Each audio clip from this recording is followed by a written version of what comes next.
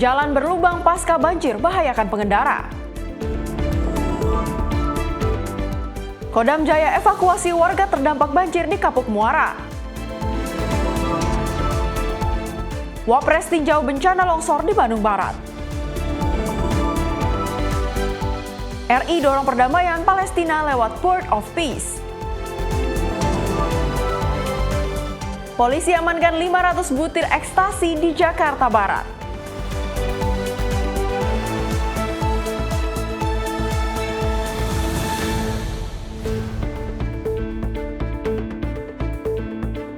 Halo, selamat pagi pemirsa. Senang sekali rasanya kami dapat kembali hadir menemani Anda. Selain 5 informasi utama tadi, selama 2 jam ke depan kami masih akan memberikan informasi menarik lainnya, terutama mengenai politik, hiburan, ekonomi, dan peristiwa lainnya. Bersama saya Priska Priscilla, inilah Menyapa Indonesia Pagi untuk Anda.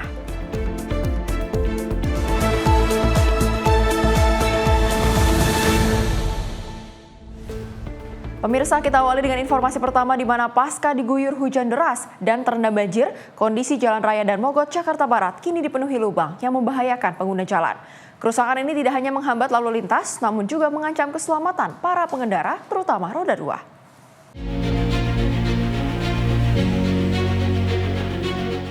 Kerusakan jalan terlihat di sejumlah titik di sepanjang Jalan Dan Mogot, Jakarta Barat. Lubang dengan berbagai ukuran dan kedalaman yang beragam muncul setelah genangan air surut. Menurut para pengendara, kondisi ini sangat berbahaya karena permukaan jalan yang licin dan lubang yang tidak terlihat di malam hari. Said, salah seorang pengendara ojek daring, mengatakan dirinya kerap melihat insiden tabrakan beruntun akibat pengendara yang mengerem mendadak untuk menghindari lubang. Ia berharap pemerintah segera tanggap melakukan perbaikan sebelum jatuh lebih banyak korban jiwa. Perbaikan jalan dinilai sangat mendesak mengingat jalur ini merupakan salah satu akses utama yang padat kendaraan. Menurut saya agar secepatnya pemerintah tuh tanggap, mengecek kondisi jalan dan segera melakukan perbaikan jalan dimanapun tempatnya, apalagi kondisi lagi banjir kayak gini nih Bang. Ini penting banget gitu pemerintah untuk cepat tanggap dan segera menyelesaikan, memberikan solusi yang terbaik buat masyarakat. Itu aja sih Bang. Sebagai pengendara ya betul.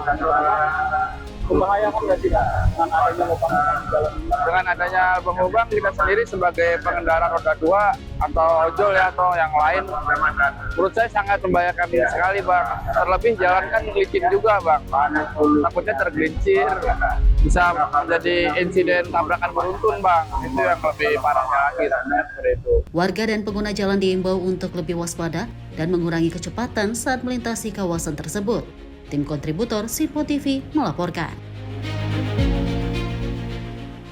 Kebakaran melanda salah satu rumah warga di perumahan Mahkota Simpruk, Ciledug, Kota Tangerang, Banten pada Jumat 23 Januari 2026. Peristiwa ini tidak menimbulkan korban jiwa.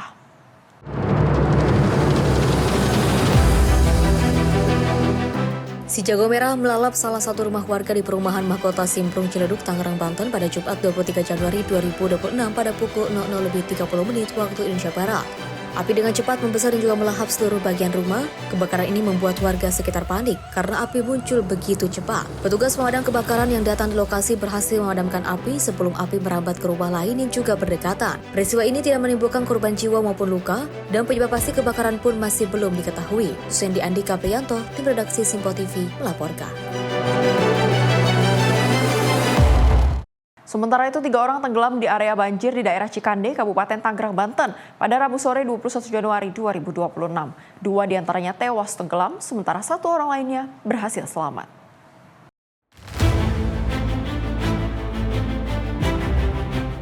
Peristiwa orang tenggelam terjadi di daerah Cikande, Kabupaten Tangerang, Banten pada Rabu sore 21 Januari 2026.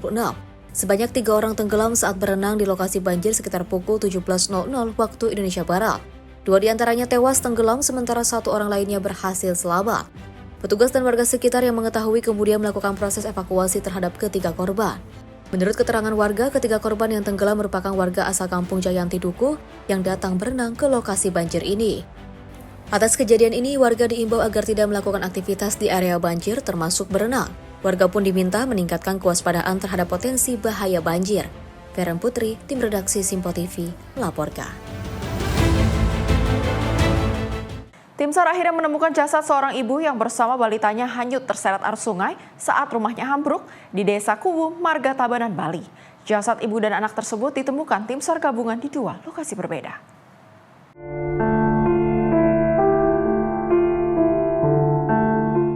Proses pencarian ibu dan anak yang terseret air bah di Banjarhuum Ancak, Desa Kuwum, Kecamatan Marga, Kabupaten Tabanan, Bali akhirnya membuahkan hasil. Keduanya ditemukan di 2 lokasi berbeda. Jasad Audrey Natania Banavanu, balita berusia 2 tahun ditemukan di Pantai Batu Belik, Kecamatan Kuta Utara, Kabupaten Badung, sekitar pukul 7 WITA. Sementara ibunya, Yuliana Da Costa Makun, usia 28 tahun, ditemukan di Tukat Yegeh, Desa Abian Tuwung. Penemuan jasad korban bermula dari informasi warga tentang sesosok anak perempuan yang terdampar di Pantai Batu Belik, Kecamatan Kuta Utara. Setelah koordinasi lintas wilayah, jenazah tersebut dievakuasi dan dibawa ke Rumah Sakit Sanglah Denpasar untuk penanganan lebih lanjut. Tim redaksi Sinpo TV melaporkan. Pemirsa, 5 anak buah kapal nelayan yang terdampar di Pulau Segama, Kabupaten Lampung Timur, Lampung berhasil dievakuasi. Proses evakuasi terhadap korban berlangsung sulit karena cuaca buruk dan gelombang tinggi. Tim SAR gabungan berhasil mengevakuasi 5 ABK kapal nelayan yang terdampar di Pulau Segama, Kabupaten Lampung Timur, Lampung. Kelima nelayan yang terdampar akibat kebocoran kapal tersebut merupakan warga Desa Keramat, Kecamatan Bakaheni, Kabupaten Lampung Selatan. Diketahui, kelima nelayan yang menjadi korban yakni Mutar, 55 tahun, Kadir, 40 tahun, Samsul, 38 tahun, Saldi, 40 tahun, dan Yangtok, 40 tahun, berhasil dievakuasi dalam kondisi selamat. Setelah berhasil dievakuasi, seluruh korban tiba di Pelabuhan Bakaheni sekitar pukul 16:58 waktu Indonesia bagian Barat dan langsung diserahkan kepada keluarga masing-masing. Tim redaksi Sinpo TV melaporkan.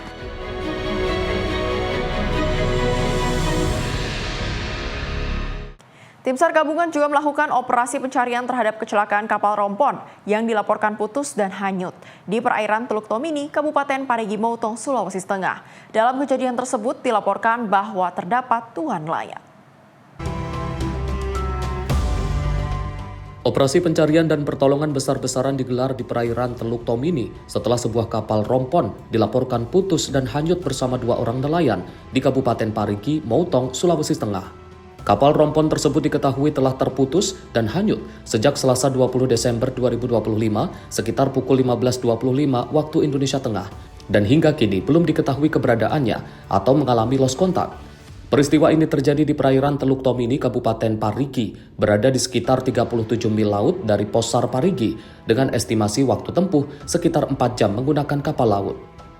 Upaya pencarian sebenarnya telah dilakukan oleh pihak keluarga korban dan para nelayan setempat, namun pencarian secara mandiri tersebut belum membuahkan hasil.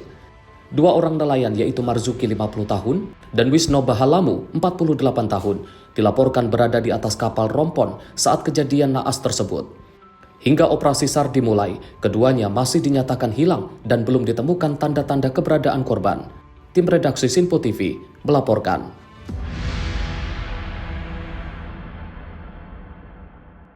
Menjaga kesehatan dan kebugaran para petugas haji. Informasi selengkapnya usai jeda. Tetaplah bersama kami di Sinpo TV.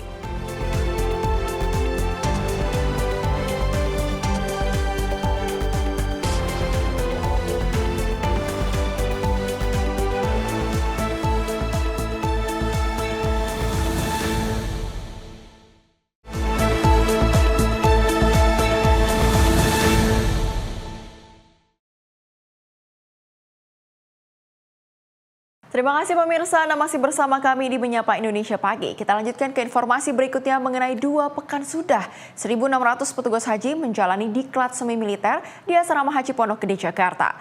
Petugas haji dituntut untuk selalu sehat dan bugar agar dapat maksimal dalam melayani jemaah haji di Tanah Suci.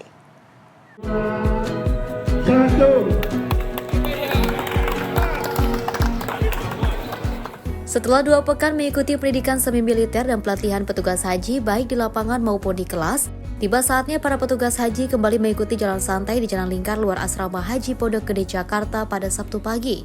Jika pekan lalu mereka jalan santai atau fun walk dengan jarak tempuh 5 km, pada jalan santai kali ini para pelayan tamu Allah ini mengikuti jalan santai dengan jarak tempuh sepanjang 7,5 km.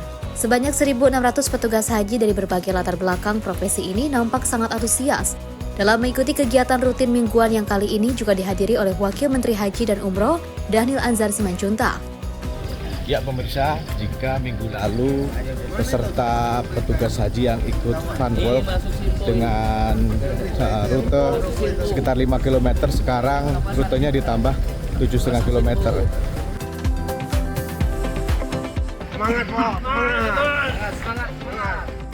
Nah, teman-teman atau petugas haji yang sedang mengikuti kegiatan Fun Walk ini diikuti secara gembira sesuai dengan lagu yang sering kita nyanyikan, yaitu tentang kegembiraan menjadi petugas haji.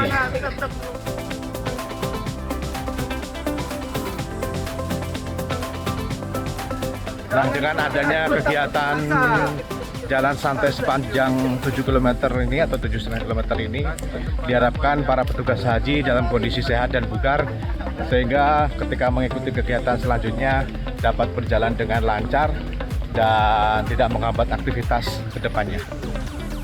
Tak hanya berjalan, banyak dari peserta diklat yang memilih berlari santai sambil menerikan yel-yel sebagai wujud kekompakan dan semangat. Sebelah kiri,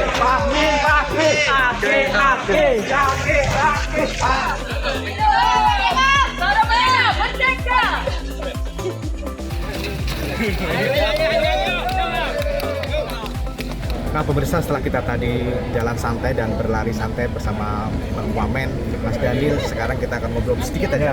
Bang Wamen, sehat? Sehat, alhamdulillah. Minggu lalu udah turun ya? Alhamdulillah udah turun 2 kilo Bang Wamen. Turun 2 kilo dia, pelatihan diklat. Minggu lalu kan 5 kilo, sekarang 7,5 kilo. Oh iya?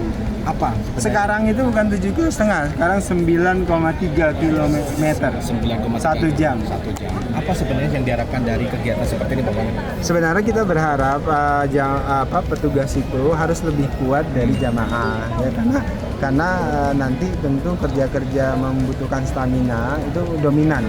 90% itu teman-teman petugas ini kerjanya itu ya membutuhkan stamina. Bahkan saya sering nyebutnya kerjanya 25 jam loh. Gitu. Nah kan diatur ritmenya, karena sebagian besar kerja itu jalan kaki. Makanya saya sebutkan minimal harus dilatih jalan kaki 1 hari 10.000 latihan kaki. Bahkan saya sebutnya dari Arafah ke Masjidil Haram itu jaraknya bisa 25-30 km.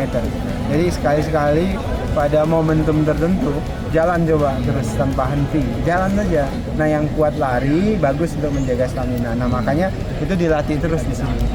Nah harapannya nanti para petugas kuat ya Bang ya? Kuat. Itu misalnya gendong, itu pasti ada kejadian hal-hal seperti itu. Tapi sebenarnya Bang Wamen, kalau untuk kegiatan seperti ini kalau nanti diteruskan di rumah, saran Bang Wamen? Ya, kan 20 hari di sini. Kami sih berharap kan jeda akan berangkat nanti bulan April itu 3 bulanan. Oleh sebab itu kami berharap ada habitus baru. Teman-teman setelah kan nanti ada grup-grup pasti saling mengingatkan lah. Jadi saling mengingatkan satu dengan yang lain. Ba'da subuh tetap jalan kaki supaya tetap prima. Jadi jangan sampai tidak prima nanti pada waktunya. Itu yang paling penting menurut kami.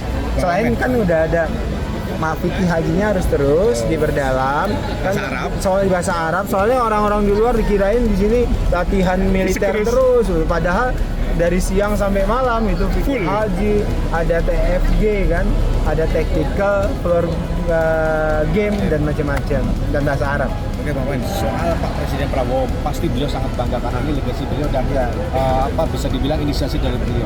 Pak Presiden sendiri pernah ngobrol sama Bang Wamen yang paling beliau perasaan tentang kegiatan seperti apa? Ya petugas itu harus punya dedikasi pelayanan. Karena concern Pak Presiden Prabowo ingin jamaah haji kita aman dan nyaman. Itu ada 2 itu. Nah, aman dan nyaman itu artinya para petugasnya punya dedikasi penuh kepada jamaah, disiplin, kompak. Kenapa mereka nih wajah Indonesia, mereka ini diplomatnya Indonesia pada masa musim haji. Oleh sebab itu Pak Presiden menitipkan banyak amanah ke pundak-pundak sahabat-sahabat petugas haji. Berarti beliau sangat bangga ya Mas Wamen? Tentu, saya yakin ketika melihat proses persiapan ini beliau bangga sekali. Berarti nanti insya Allah akan ditutup oleh Pak Presiden? Saya nggak tahu. Saya harus minta langsung nanti kepada Pak Presiden. Oke, terima kasih Mas Dhanil. Terima kasih. Nah, pemirsa, itu tadi perbincangan saya dengan Wakil Menteri Haji dan Umroh Daniel Anzar Simanjuntak. Mudah-mudahan ini menjadikan inspirasi bagi petugas haji ketika nanti sudah berada dan kembali di rumah. Dari Asrama Haji Jakarta, Ferdi Setiawan melaporkan untuk Sinpo TV.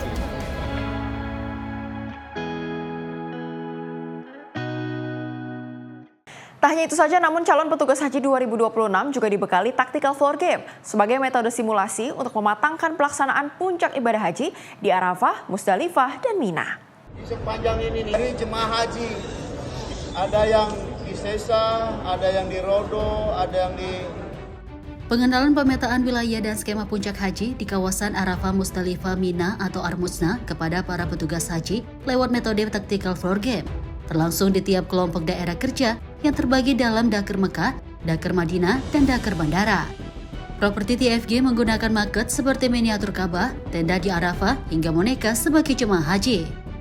Pemateri TFG Letkol Infanteri Surnadi mengatakan materi TFG menjadi salah satu materi strategis dalam Diklat PPIH 2026. Metode TFG dimanfaatkan sebagai taktik militer yang digunakan untuk berkoordinasi dan memahami peran setiap unsur dalam operasi atau latihan, dikenalkan sejak 2024 dan diteruskan hingga tahun ini. Adapun manfaat TFG akan dirasakan secara nyata saat petugas menjalankan tugas baik di Dakar, Bandara, Madinah, Mekah maupun saat puncak haji di Armusna. Atau dengan kata lain, tujuan utamanya untuk memastikan setiap petugas memahami posisi dan peran masing-masing, sehingga pelayanan kepada jemaah dapat berjalan optimal dan jemaah merasakan aman serta terlindungi. Itu sangat bermanfaat sekali bagi petugas haji. Saya menyajikan materi ini di tahun 2024 sampai 2025 dan 2026 ini, alhamdulillah dirasakan manfaatnya bagi petugas-petugas haji untuk melakukan kegiatan tugas, baik itu pada saat di Dakar Madinah, Dakar Mekah, Dakar Bandara, pada saat melaksanakan tugas di Arafah, Musdalifah, Mina, kemudian di Jamarah pada saat hari puncaknya hajian di jemaah-jemaah haji Indonesia. Menempati Dakar sesuai dengan tugas dan pokoknya masing-masing atau fungsinya masing-masing, itu dapat dilaksanakan dengan baik, kemudian aman dan lancar, kemudian jemaah pun merasa terlindungi, kemudian terbimbing di dalam pelaksanaan kegiatan melaksanakan haji tersebut. Lewat simulasi ini diharapkan para petugas haji dapat memahami alur kegiatan di puncak haji dan pengaturan tugas agar bisa memberikan pelayanan optimal kepada jemaah haji Indonesia. Ferdi Setiawan, Asrama Haji Pondok Gede, Jakarta, Sinpo TV melaporkan. Kementerian Haji dan Umroh memfasilitasi vaksin meningitis bagi petugas haji Arab Saudi di Asrama Haji Pondok Gede, Jakarta. Vaksinasi ini sebagai langkah mitigasi penting guna memastikan perlindungan kesehatan mereka selama bertugas di Tanah Suci. Kementerian Haji dan Umroh Republik Indonesia mengambil langkah proaktif dengan memfasilitasi vaksinasi meningitis bagi seluruh petugas penyelenggara ibadah haji Arab Saudi. Kebijakan ini merupakan bagian dari upaya mitigatif pemerintah untuk memastikan keamanan dan kesehatan para petugas yang nantinya akan melayani jemaah haji di Tanah Suci. Vaksinasi ini dilaksanakan sebagai syarat wajib bagi mereka yang akan bertugas di Tanah Suci, menegaskan komitmen terhadap standar kesehatan internasional. Wakil Menteri Haji dan Umroh Daniel Anzar Simanjuntak menegaskan bahwa vaksinasi adalah mandatori bagi seluruh peserta haji dan umroh, termasuk para petugas. Program vaksinasi ini merupakan hasil kolaborasi erat antara Kemenhaj dan Kementerian Kesehatan, menunjukkan sinergi antar lembaga yang bertujuan untuk memberikan perlindungan optimal serta mencegah penularan penyakit menular yang berpotensi menyebar di keramaian ibadah haji. Vaksin meningitis ya semua peserta kan? Ya, memang kan salah satu mandatori itu vaksin ya, jadi memang ya peserta harus vaksin. Kenapa stamina itu penting kan? Saya udah berulang kali ya, 90% ibadah haji itu pasti ibadah fisik, dan teman-teman ngurusin orang-orang lansia ya. Kemudian kita sudah sejak awal kasih afirmasi ke pelayanan terhadap jamaah perempuan. Jamaah perempuan kita itu perempuan lansia lagi. Jadi makanya butuh asistensi dari para petugas yang cukup kuat stamina-nya paham fikih haji dasarnya, kemudian paham bahasa Arab dasar. Bahasa Arab dasar itu bahasa Arab yang sering teman-teman pelajari di sini, amiyah istilahnya. Dari Asrama Haji Pondok Gede, Ferdi Setiawan, Simpo TV melaporkan. Kita ke informasi lain di mana hujan deras yang mengguyur kota Bekasi selama lebih dari 1 hari mengakibatkan luapan kali dan menimbulkan genangan air di sejumlah wilayah permukiman warga. Merespon kondisi tersebut, prajurit Kodim 0507 Bekasi turun langsung ke lokasi untuk membantu dan mengevakuasi warga terdampak banjir. Hujan dengan intensitas tinggi menyebabkan sejumlah wilayah di kota Bekasi terendam banjir. Beberapa kelurahan yang terdampak antara lain Kelurahan Pekayon Jaya, Kecamatan Bekasi Selatan, Kelurahan Bintara Jaya, Kelurahan Kalibaru, serta Kelurahan Pengasinan di Kecamatan Rawalumbu. Genangan air yang cukup tinggi menghambat aktivitas warga dan memaksa sebagian masyarakat mengungsi ke tempat yang lebih aman. Babinsa jajaran Kodim 0507 Bekasi personel Yonif 212 Tajimalela bersama Polri, BPBD, dan unsur terkait lainnya bergerak cepat melakukan evakuasi. Evakuasi diprioritaskan kepada lansia, anak-anak, serta warga yang membutuhkan pertolongan khusus. Dandim 0507 Bekasi, Kolonel Armet Kris Rantau Hermawan menyampaikan, kehadiran Babinsa di lokasi banjir merupakan bentuk nyata kepedulian TNI dalam membantu masyarakat yang terdampak bencana. Kodim Kota Bekasi mengerahkan kurang lebih ada 100 orang untuk penanganan terhadap masyarakat yang terdampak banjir di wilayah Kota Bekasi, khususnya di beberapa kelurahan yang memang saat ini terdampak lebih berat, yaitu ada di Kelurahan Bintara, Kelurahan Pengasinan, Kelurahan Aranjaya, dan juga Kelurahan Kalibaru. Selain dari Kodim Kota Bekasi sendiri, Kodim Kota Bekasi mendapatkan bantuan dari Yonif 202 Tajimalela sebanyak kurang lebih 1 SST. Kodim Kota Bekasi juga mengerahkan beberapa perlengkapan untuk menangani dampak banjir, diantaranya adalah perahu karet sejumlah 5, kemudian ada alang air atau perahu yang terbuat dari fiber sejumlah kurang lebih 20. Dan di Bekasi turut mengimbau kepada masyarakat agar tetap waspada terhadap kondisi cuaca yang seringkali berubah-ubah. Jihan Nabila, Simpo TV melaporkan. Kodam Jaya Jayakarta melalui Kodim 0502 Jakarta Utara merespon cepat banjir yang melanda Kelurahan Kapuk Muara, Kecamatan Penjaringan, Jakarta Utara.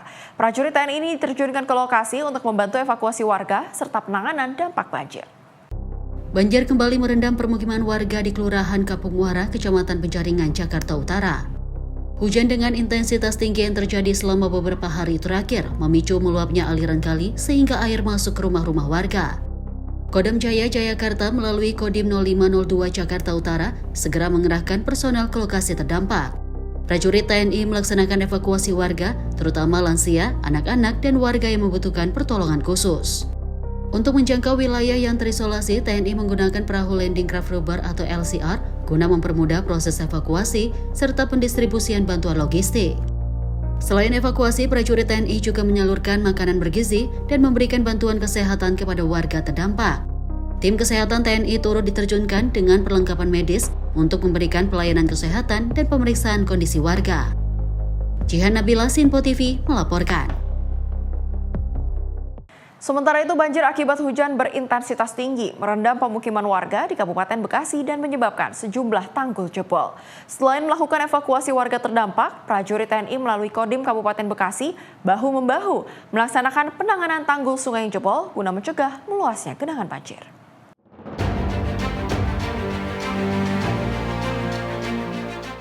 Curah hujan tinggi yang terjadi dalam beberapa hari terakhir menyebabkan banjir di sejumlah wilayah Kabupaten Bekasi. Di wilayah Bekasi, prajurit Yonif TP 843 Patriot Yuda Vikasa Kodam Jaya bersama Babinsa dan masyarakat setempat serta unsur terkait lainnya bahu-membahu menangani tanggul sungai yang jebol di Desa Pantai Bakti, Kecamatan Muara Gembong, Kabupaten Bekasi. Jebolnya tanggul tersebut mengakibatkan air sungai meluap dan merendam sejumlah permukiman warga di sekitarnya. Sebagai langkah cepat dan darurat, prajurit TNI melaksanakan perbaikan tanggul sementara dengan menyusun karung-karung pasir untuk menahan laju air serta mengurangi ketinggian genangan di rumah-rumah warga. Upaya ini dilakukan secara gotong royong dengan melibatkan warga setempat agar penanganan dapat segera dilaksanakan dan dampak banjir tidak semakin meluas. Selain penanganan tanggul, Kodam Jaya melalui Kodim 0509 Kabupaten Bekasi juga menyalurkan bantuan kemanusiaan berupa karung pasir, mie instan, roti, serta karpet. Bantuan tersebut disalurkan untuk membantu memenuhi kebutuhan dasar warga, sekaligus mendukung upaya penanggulangan banjir di wilayah terdampak. Jihan Nabila, Sinpo TV, melaporkan. Tertimbun lumpur pasca banjir bandang dan longsor, Madrasah Ibtidaiyah Negeri atau MIN 2 Pidijaya kini dapat kembali digunakan sebagai sarana kegiatan belajar mengajar.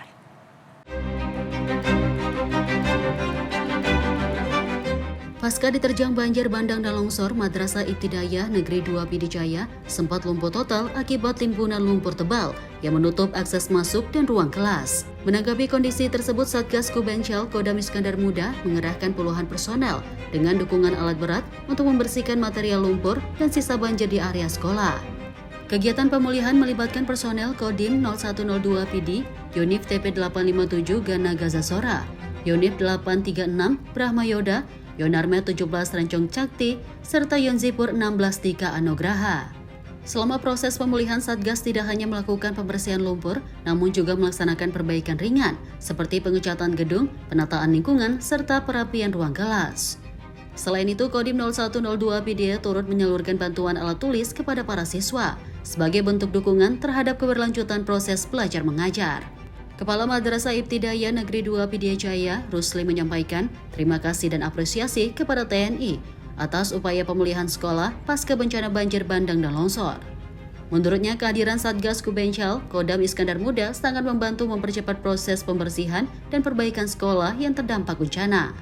Saya sebagai Kepala Sekolah MIN 2 Pidijaya mewakili dari Dewan Guru semuanya untuk menyampaikan ribuan terima kasih kepada TNI yang telah membantu kami sejak dari tanggal 25 sampai sekarang yang telah dikerjakan, yaitu kami waktu itu meminta dukungan atau meminta bantuan dari Bapak TNI untuk membawa alat berat ke sini untuk dikerjakan, yaitu membersihkan lumpur di madrasah ini. Dan kami tidak dapat mengerjakan karena kami tidak ada alat berat. Maka Bapak berterima kasih, kami meminta bantuan dari Bapak yang telah memberikan lumpur serta membawa tenaga-tenaganya TNI ke sini yang begitu banyak. Akhirnya kami senang sekali sampai sekarang sudah dicat lagi, yaitu sekolah kami dan sudah bersih dan dapat dibelajar kembali anak-anak kami sampai. Jihan Nabila, Sinpo TV, melaporkan. Kita beralih ke Satuan Tugas Penanggulangan Bencana Alam Kodam 1 Bukit Barisan merampungkan perbaikan jembatan Benton titik kedua di Kelurahan Hutana Bolon, Kecamatan Tuka, Kabupaten Tapanuli Tengah, Sumatera Utara.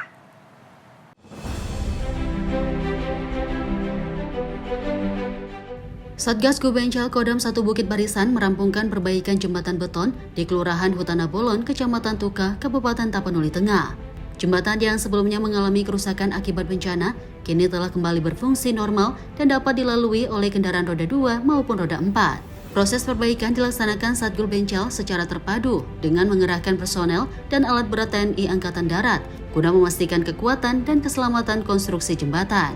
Pada tahap penyelesaian, prajurit TNI melakukan pengecatan pagar jembatan, serta pemasangan bendera merah putih sebagai simbol kehadiran negara di tengah masyarakat. Rampungnya perbaikan jembatan ini diharapkan dapat memperlancar mobilitas warga, mendukung aktivitas ekonomi, serta meningkatkan keselamatan pengguna jalan pasca bencana. Jihan Nabila, Sinpo TV, melaporkan.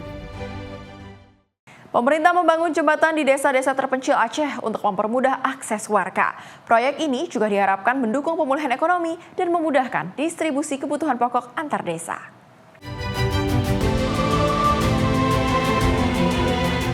Untuk membuka akses ke desa-desa terpencil, pemerintah mempercepat pembangunan jembatan di berbagai wilayah Aceh. Langkah ini bertujuan memperlancar mobilitas warga dan mendukung pemulihan ekonomi masyarakat. Pembangunan melibatkan sinergi antara TNI dan warga dengan jembatan gantung, Armco dan Bailey yang disesuaikan kondisi lokasi. Di Kabupaten Pidijaya, Biren, dan beberapa wilayah lain, proses pembangunan meliputi pengecoran fondasi, pendirian tiang penyangga, dan perakitan struktur jembatan. Jembatan-jembatan ini juga memudahkan distribusi hasil pertanian dan kebutuhan pokok antar desa yang sebelumnya sulit dijangkau. Pemerintah menegaskan proyek ini bagian dari upaya pemerataan pembangunan nasional, terutama di daerah pedalaman dan rawan bencana. Kehadiran jembatan diharapkan memperkuat ketahanan wilayah, mempercepat mobilitas warga, dan meningkatkan kualitas hidup masyarakat Aceh. Tim redaksi Sinpo TV melaporkan. Informasi selanjutnya kembali mengenai hujan deras yang mengguyur wilayah Bekasi sejak Minggu malam, menyebabkan banjir di Kelurahan Jatimulya. Ratusan rumah warga terendam banjir dengan ketinggian air mencapai 1 meter, memaksa sebagian warga mengungsi ke tempat yang lebih aman.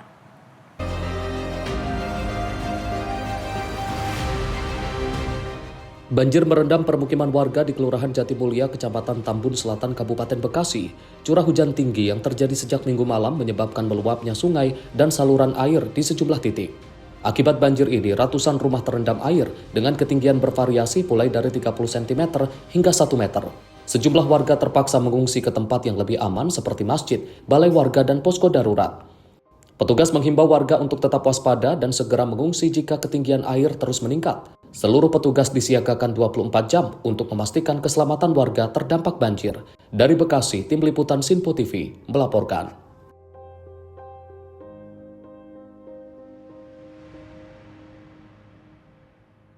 Hujan yang tinggi sejak kemarin membuat warga di perumahan Villa Pertiwi RW 15, Kelurahan Sukmajaya, Kota Depok diselimuti rasa khawatir.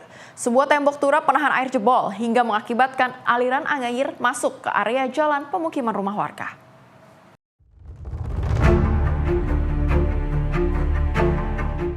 BPPTKG Yogyakarta didampingi BPBD Daerah Istimewa Yogyakarta melakukan pemetaan geologi di Kelurahan Girikarto, Kapanewon, Panggang, Kabupaten Gunung Kidul. Pemetaan ini dilakukan menyusul munculnya sinkhole atau lubang amblas di lantai dasar rumah salah satu warga, Padukuhan Bolang. Sejak pagi hari, tim gabungan terlihat menyusuri pekarangan warga dengan membawa peralatan khusus. Petugas BPPTKG memasang kabel-kabel panjang dan elektroda di atas tanah. Alat tersebut digunakan untuk melakukan pengukuran geologi resistivitas atau geolistrik. Metode geolistrik merupakan metode geofisika yang tidak merusak atau non-destruktif. Metode ini digunakan untuk mengetahui kondisi dan struktur batuan di bawah permukaan tanah dengan mengukur tahanan jenis batuan terhadap aliran listrik. Selama proses pengukuran, petugas terlihat bekerja dengan teliti. Setiap data yang muncul langsung dicatat dan dianalisis di lapangan. Hasil pengukuran ini akan digunakan untuk mengetahui seberapa besar lubang di bawah tanah dan potensi perluasannya. Selain geolistrik, tim juga menggunakan teknologi drone LIDAR. Drone diterbangkan di atas lokasi untuk memetakan kondisi permukaan tanah secara detail.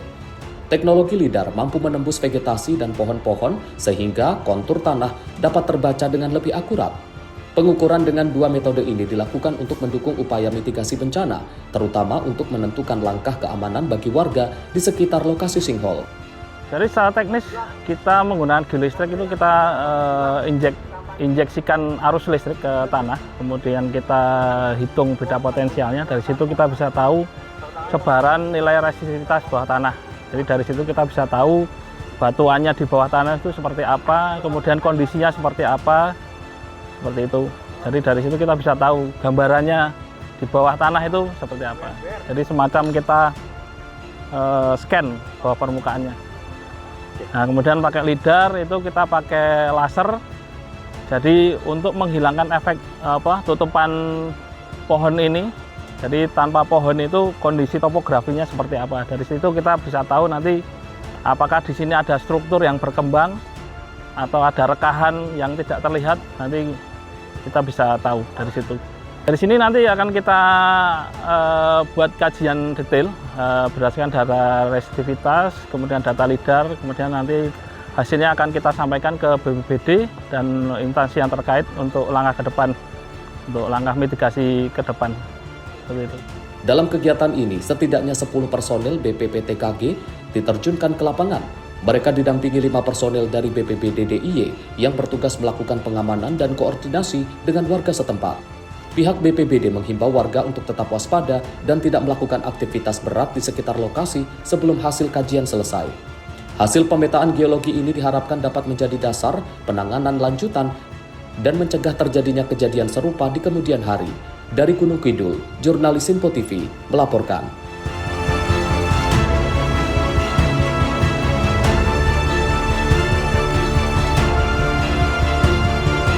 8 orang meninggal dunia akibat tanah longsor. Informasi lengkapnya usai jeda. Tetaplah bersama kami di Sinpo TV.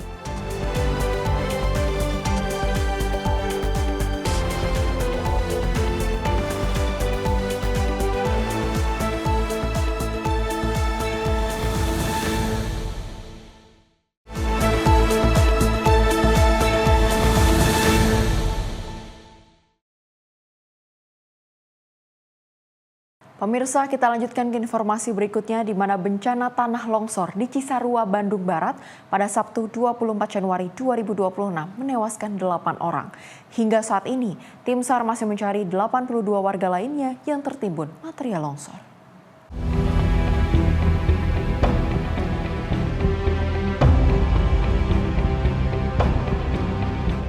Hujan dengan intensitas tinggi yang mengguyur wilayah Bandung Barat sejak pukul 2:30 waktu Indonesia Barat di Desa Pasir Langu, Kabupaten Babakan Cibuda, menyebabkan korban jiwa serta warga terdampak.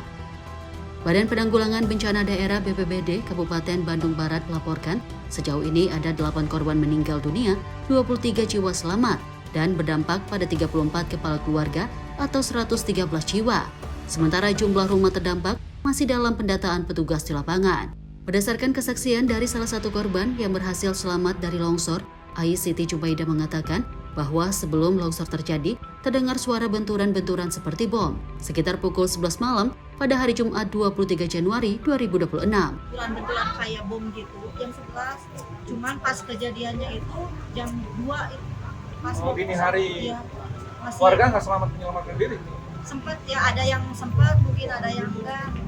Yang terdampak langsung itu nggak sempat menyelamatkan diri karena alurnya ke sana, karena langsung begitu ada itu langsung padamkan listrik gitu, jadi keluarga itu belum sempat menyelamatkan diri. Sekarang warga mengungsi Bu ya? Iya, keluarga terdekat itu yang terdampak ada yang di aula desa Sailangu, ada yang ke saudaranya mungkin di sebelah kampung. Jadi ini keluarga Jajang yang belum ditemukan berapa orang lagi? 5 orang. 5 orang ya. Suami, istri, menantu, putu, anaknya. Ya, ada yang kecil juga. BPBD Kabupaten Bandung Barat telah melakukan kaji cepat dan asesmen awal di lokasi kejadian, serta melaksanakan upaya penanganan darurat dan pencarian korban bersama TNI, Polri, relawan, dan instansi terkait. Sedangkan BNPB mengimbau agar masyarakat di wilayah rawan longsor untuk meningkatkan kewaspadaan, terutama saat hujan dengan intensitas tinggi dan durasi lama, serta segera melakukan evakuasi mandiri apabila kondisi dinilai tidak aman. Tim redaksi Sinpo TV melaporkan.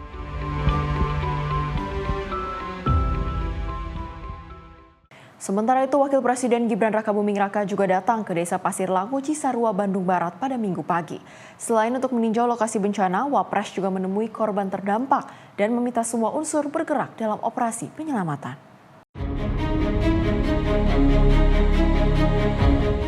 Didampingi Wakil Menteri Lingkungan Hidup, Dias Hendro Priyono, dan rombongan terbatas, Wakil Presiden Gibran Rakabuming Raka berangkat dari stasiun kereta cepat Wush, Halim, Jakarta menuju Bandung Barat.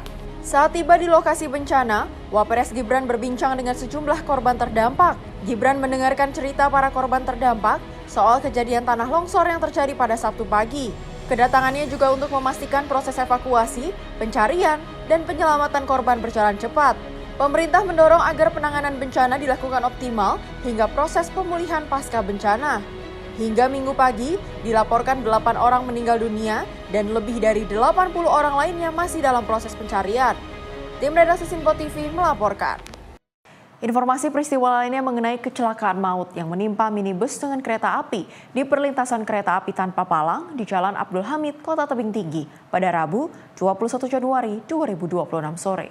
Sejumlah penumpang tewas saat minibus terlibat kecelakaan dengan kereta api yang melintas.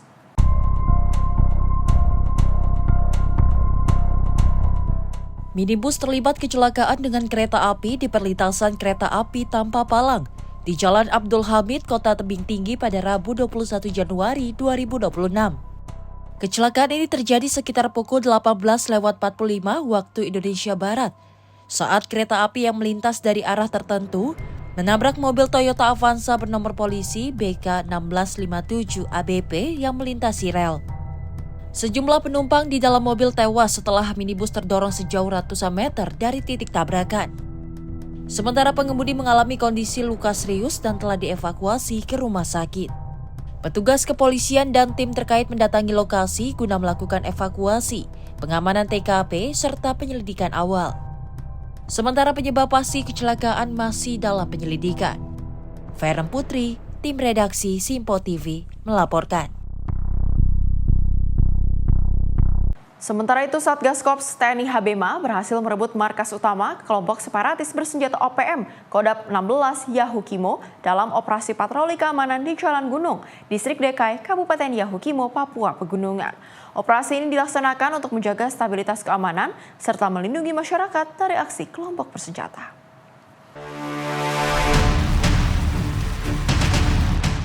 Patroli keamanan Satgas Koops TNI Habema dilaksanakan menyikapi ancaman dan aksi kelompok bersenjata OPM yang selama ini mengganggu keamanan di kawasan Jalan Gunung Distrik Dekai. Dalam pelaksanaannya, Satgas melakukan infiltrasi kedua lokasi yaitu markas Sisibia dan markas Yalena. Pada Kamis dini hari, pasukan terlibat kontak tembak dengan kelompok OPM yang sedang melaksanakan patroli. Dari hasil kontak tersebut, sejumlah anggota OPM Kodam 16 Yahukimo dilaporkan tewas, termasuk salah satu tokoh penting kelompok tersebut. Satgas TNI juga berhasil mengamankan sejumlah senjata api, amunisi, alat komunikasi, perangkat navigasi, telepon genggam, senjata tajam, perlengkapan panah, bendera bintang kejora, serta dokumen TPNPB Kodam 16 Yahukimo. Selain itu, Satgas Habema juga berhasil menguasai markas Sisibia dan markas Yalenang yang disebut sebagai markas utama kelompok tersebut. Keberhasilan operasi ini merupakan bentuk komitmen TNI dalam menjaga kedaulatan negara serta melindungi masyarakat dari ancaman kelompok bersenjata. Penguasaan kawasan Jalan Gunung dinilai menjadi langkah strategis untuk memutus ruang gerak dan jalur logistik OPM, serta menjamin keamanan masyarakat Yahukimo. Jihan Nabila, Simpo TV, melaporkan.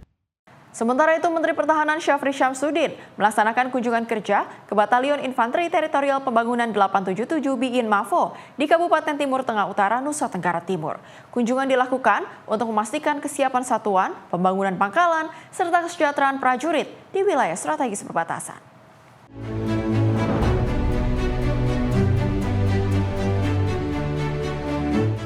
Menteri Pertahanan Syafri Syamsuddin melaksanakan kunjungan kerja ke Yonif TP 877 Biin Mavo di Kabupaten Timur Tengah Utara, Nusa Tenggara Timur.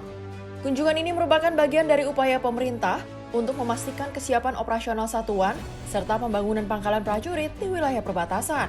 Dalam kesempatannya, Menhan Syafri meninjau secara langsung fasilitas satuan, mulai dari barak prajurit, perumahan, sarana latihan, hingga dapur lapangan. Tak hanya itu, Menhan juga meninjau lahan pertanian dan peternakan yang dikelola oleh satuan sebagai bagian dari program ketahanan pangan. Dalam pengarahannya, Menhan Syafri menekankan agar prajurit senantiasa menjaga disiplin, meningkatkan profesionalisme, dan siap melaksanakan tugas negara di wilayah perbatasan. Menhan Syafri berharap Yonif TP 877 Biin Mavo mampu menjadi satuan yang tangguh, adaptif, dan memberi dampak positif bagi masyarakat sekitar. Dan kamu diberi gaji, itu semua dari rakyat. Itu semua dari rakyat. Oleh karena itu, kewajiban kita sebagai Tentara Nasional Indonesia adalah membalas jasa rakyat kepada TNI. Jelas ini? Jelas! Ini harus kau patrikan sebagai prajurit muda. Tim redaksi Simpo TV melaporkan. BNPB juga melaksanakan operasi modifikasi cuaca di wilayah Jakarta. Langkah ini dilakukan untuk mengantisipasi potensi hujan lebat dan cuaca ekstrim pada akhir Januari 2026.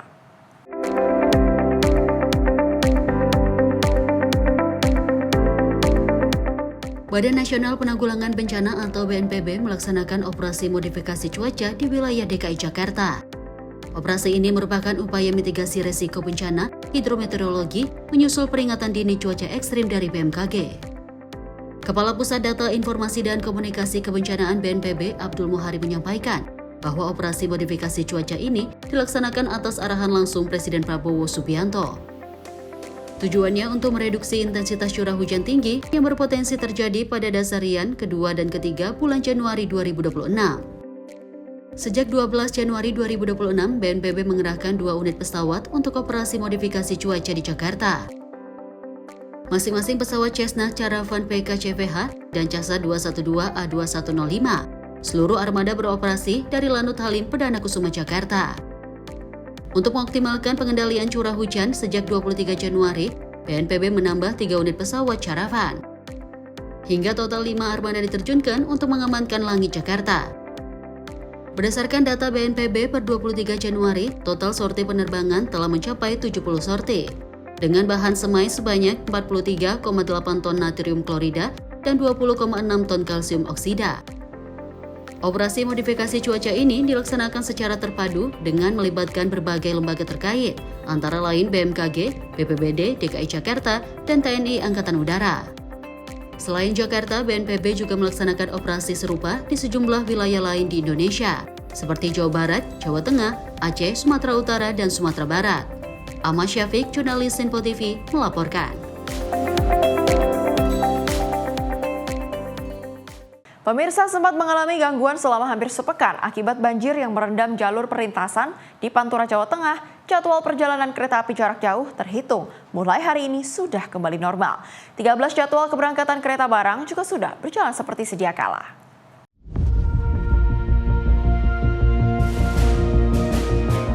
PT Kereta Api Indonesia terus melakukan berbagai upaya perbaikan jalur perlintasan di Pekalongan, Jawa Tengah yang sempat terendam banjir. Setelah hampir sepekan, jadwal keberangkatan kereta jarak jauh terganggu akibat kondisi tersebut. Terhitung hari ini, PT KAI Daop 1 memastikan jadwal keberangkatan kereta sudah kembali normal. 72 jadwal keberangkatan kereta dari sejumlah stasiun di wilayah Daop 1 sudah beroperasi seperti sedia kala dengan kecepatan kereta yang juga normal. Selain kereta penumpang, 13 jadwal perjalanan kereta barang ke arah Jawa Tengah juga sudah beroperasi normal. Manajer Humas KAI Daop 1 Jakarta, Pranoto Wibowo menyebut, selama penanganan genangan air di stasiun Pekalongan pada 16 hingga 21 Januari 2026 kemarin, sebanyak 40 jadwal keberangkatan kereta jarak jauh sengaja dibatalkan. Hal itu juga dilakukan demi menjaga keselamatan dan kenyamanan para penumpang agar tidak terjadi kendala ketika di tengah perjalanan.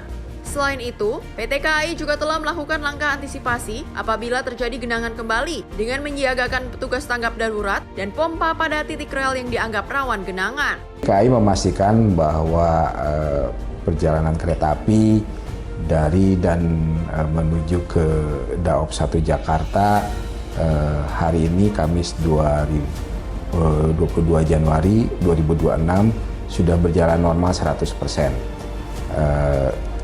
Jadi untuk hari ini sebanyak 72 perjalanan kereta api penumpang berjalan sesuai dengan jadwal dan kecepatan yang normal.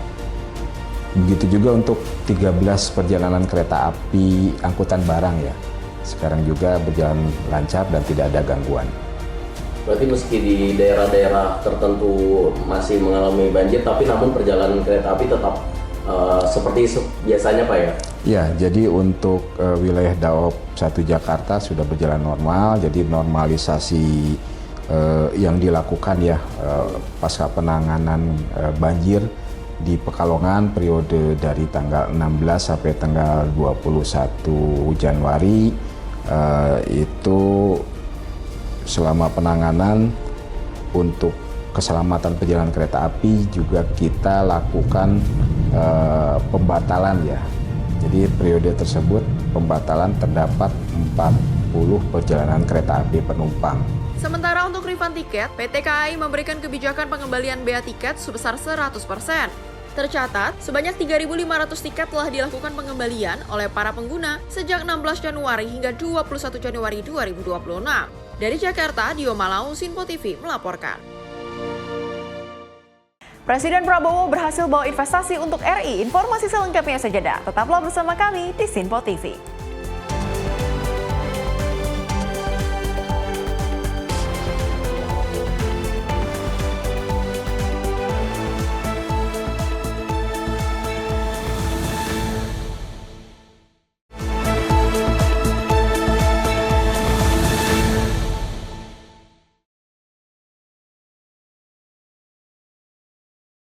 Terima kasih pemirsa, Anda masih bersama kami di Menyapa Indonesia Pagi. Kita lanjutkan ke informasi berikutnya dari Presiden Prabowo Subianto yang tiba di tanah air setelah kunjungan kerja ke luar negeri. Presiden membawa komitmen investasi senilai 90 triliun rupiah, sekaligus peluang peran Indonesia dalam perdamaian Gaza. Setelah menuntaskan rangkaian kunjungan kerja ke luar negeri, Presiden Prabowo Subianto tiba kembali di tanah air. Pesawat Garuda Indonesia 1 yang membawanya mendarat di Base Ops Halim Perdana Kusuma, Jakarta pada Sabtu 24 Januari pukul 17.41 waktu Indonesia bagian Barat disambut sejumlah pejabat negara. Dalam kunjungannya ke Inggris, Presiden Prabowo bertemu Perdana Menteri Keir Starmer dan Raja Charles III. Pertemuan tersebut menghasilkan 3 kesepakatan utama, yakni komitmen investasi sebesar 4 miliar pound sterling atau sekitar 90 triliun rupiah, penguatan kerjasama maritim, serta pembangunan 1.582 kapal nelayan yang akan diproduksi dan dirakit ke Indonesia, termasuk kerjasama pendidikan tinggi. Selanjutnya, Presiden Prabowo menghadiri World Economic Forum Annual Meeting 2026 di Davos, Swiss. Di hadapan para pemimpin perusahaan global, ia memaparkan visi ekonomi Indonesia, sekaligus menguatkan peluang investasi strategis, serta membawa capaian diplomatik berupa keanggotaan Indonesia dalam Board of Peace untuk mendorong perdamaian global termasuk di Gaza. Tim redaksi Simpo TV melaporkan. Presiden Prabowo Subianto juga memberikan pidato kunci mengenai peta ekonomi Indonesia pada acara World Economic Forum 2026. Kepala negara menyebut pendirian dan antara Indonesia yang siap jadi mitra untuk industri masa depan global. World Economic Forum (WEF) Annual Meeting 2026 yang digelar pada Kamis 22 Januari 2026 di Davos, Swiss menjadi tempat bagi Presiden Prabowo Subianto untuk menegaskan bahwa selain perdamaian dan stabilitas, pertumbuhan ekonomi membutuhkan tata kelola negara yang kuat serta alokasi modal yang efisien. Berdasarkan pernyataan dari Dana Moneter Internasional atau IMF, Indonesia merupakan negara yang stabil dengan mampu menjaga pertumbuhan ekonomi secara konsisten, termasuk inflasi dan defisit anggaran. Kepala negara menjelaskan pembentukan Sovereign Wealth Fund Danantara Indonesia sebagai instrumen strategis untuk mendorong pertumbuhan dan industrialisasi nasional yang menjadi fondasi kemitraan Indonesia dengan investor global. Presiden menegaskan dengan aset kelolaan senilai 1 triliun dolar Amerika Serikat, Danantara Indonesia membuka ruang kolaborasi dan pembiayaan bersama untuk industri masa depan, sekaligus menjadi lahan peluang investasi. That is why last February we established our Sovereign Wealth Fund, Danantara Indonesia. Danantara means the energy to power the future of Indonesia. Danantara is a sovereign wealth fund with $1 trillion in assets under management. With Danantara, I can stand here in front of you as an equal partner. Indonesia is now not only a land of peace and stability. Indonesia now is more and more the land of opportunity. Once again, I mentioned that I am convinced that our growth, the growth of our economy will be significantly surprising to many in the world. With Danantara, Indonesia is now able to be your partners. We will co-invest and grow with you. Danantara is established to finance and co-finance the industries of the future. Pidato Presiden Prabowo di WEF 2026 menegaskan posisi Indonesia sebagai mitra global yang stabil, inklusif, dan siap tumbuh bersama dengan pembangunan manusia sebagai pusat strategi ekonomi nasional. Tim redaksi Simpo TV melaporkan. Indonesia menegaskan dukungannya pada perdamaian Palestina dengan bergabung dalam Board of Peace, Badan Internasional untuk Stabilisasi dan Rehabilitasi Pasca Konflik di Gaza. Pengumuman ini disampaikan oleh Menlu Sugiono setelah Presiden Prabowo menandatangani Charter BOP di Swiss. Indonesia menegaskan dukungannya terhadap perdamaian Palestina dengan bergabung dalam Board Office, badan internasional yang dibentuk untuk memonitor stabilisasi dan rehabilitasi pasca konflik di Gaza. Penegasan ini disampaikan Menteri Luar Negeri Sugiono di Betraga, Swiss pada 23 Januari 2026 setelah Presiden Prabowo Subianto menghadiri World Economic Forum di Davos. Salah satu agenda utama Presiden adalah menandatangani Charter BOP sebagai kelanjutan dialog internasional, khususnya dengan negara-negara Islam dan mayoritas Muslim terkait situasi Palestina. Menurut Menlu Sugiono, pembentukan BOP lahir dari kesepakatan bersama untuk melibatkan komunitas internasional secara lebih konkret demi tercapainya perdamaian permanen di Gaza. Indonesia bersama Arab Saudi, Uni Emirat Arab, Qatar, Jordania, Turki, Pakistan, dan Mesir sepakat bergabung melalui konsultasi intensif di Group of New York. Badan ini bertugas memantau administrasi, stabilisasi, dan rehabilitasi pasca konflik tanpa menggantikan peran Perserikatan Bangsa-Bangsa. Penanganan charter dari Board of Peace atau Dewan Perdamaian yang merupakan bagian dari proses yang selama ini sudah kita lakukan dalam rangka menyelesaikan konflik, mencapai perdamaian dan menyelesaikan konflik serta rehabilitasi pasca konflik di Palestina, Gaza pada khususnya. Sebenarnya Board of Peace ini merupakan suatu badan internasional, sekarang resmi jadi badan internasional yang bertugas untuk memonitor administrasi, stabilisasi, dan juga upaya-upaya rehabilitasi di Gaza pada khususnya dan di Palestina. Kita sejak awal merupakan negara yang peduli pada perdamaian, pada stabilitas internasional, dan khususnya pada situasi yang terjadi di Palestina. Karena Board of Peace ini merupakan bagian dari upaya mencapai perdamaian tersebut, maka kita harus ada di dalam. Kemudian kita meyakini bahwa Board of Peace ini adalah sebuah langkah yang konkret setelah sekian lama untuk bisa mencapai apa yang kita harapkan di Palestina. Tentu saja kehadiran semua negara-negara ini di dalam Board of Peace tersebut untuk bisa terus mengawal, kemudian memastikan bahwa upaya yang dilakukan oleh Board of Peace ini tetap berorientasi pada kemerdekaan Palestina dan tercapainya solusi. Kemarin juga disampaikan bahwa badan ini tidak ditujukan untuk menggantikan PBB. Ini adalah suatu badan internasional yang merupakan yang lahir dari kepedulian untuk menciptakan perdamaian dan stabilitas khususnya di Gaza. Karena itu upaya-upaya ini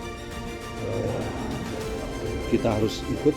Indonesia memutuskan untuk. Menlu menegaskan bahwa keikutsertaan Indonesia merupakan wujud konsistensi negara dalam mendukung perdamaian dan stabilitas internasional khususnya untuk Palestina. Dengan hadirnya BOP, setiap langkah yang diambil diharapkan tetap berorientasi pada kemerdekaan Palestina dan tercapainya solusi dua negara. Indonesia memandang partisipasi dalam badan ini sebagai kontribusi konkret untuk mendukung proses perdamaian yang telah lama dinantikan. Tim redaksi Sinpo TV melaporkan. Menlu Sugiono juga menegaskan posisi netral Indonesia di tengah isu akuisisi Greenland. Indonesia tetap mengutamakan kepentingan nasional sekaligus mendorong perdamaian dan stabilitas global.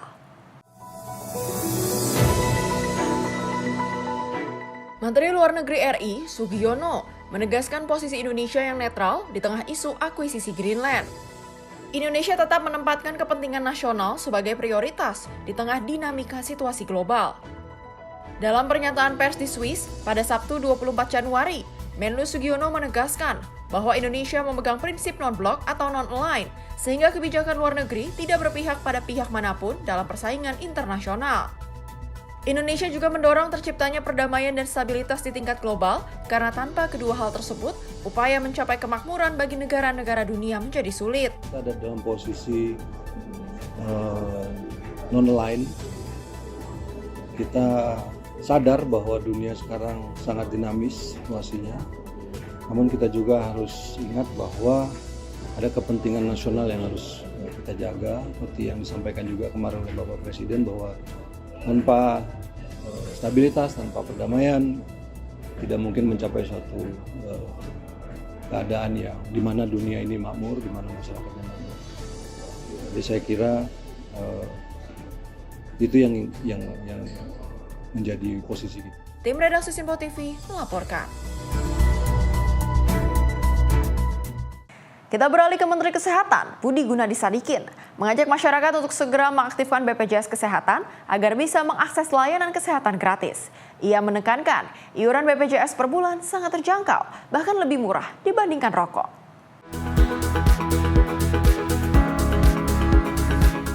Dalam konferensi pers capaian dan evaluasi program cek kesehatan gratis, Menteri Kesehatan Budi Gunadi Sadikin mengingatkan masyarakat agar rutin membayar iuran BPJS Kesehatan agar kepesertaan tetap aktif. Menkes menyampaikan BPJS aktif memudahkan masyarakat mengakses layanan pencegahan dan penanganan kesehatan gratis yang mulai dijalankan pemerintah tahun ini. Ia menegaskan iuran bulanan BPJS sangat terjangkau, bahkan lebih murah dibandingkan pengeluaran rutin untuk rokok. Budi menyampaikan hal ini seiring perluasan program cek kesehatan gratis yang kini tidak hanya menawarkan screening kesehatan, tetapi juga layanan penanganan medis gratis sebagai tindak lanjut pemeriksaan. Layanan penanganan diberikan gratis selama 15 hari pertama, dan peserta tetap bisa mendapatkan layanan gratis jika kepesertaan BPJS mereka aktif. Sebaliknya, peserta yang tidak memiliki BPJS harus menanggung biaya setelah 15 hari. Menkes juga mengajak masyarakat memanfaatkan CGK untuk mencegah risiko kesehatan berkembang menjadi penyakit serius. Saran saya, ayo cepat segera mengaktifkan BPJS masyarakat. Karena bayarnya saya lupa tuh berapa puluh ribu lah sebulan ya. Harusnya lebih sedikit daripada uang rokok. Jadi harusnya masyarakat segera mengaktifkan kartu BPJS-nya. Karena kalau dia adalah anggota BPJS yang aktif, maka penanganan akan gratis.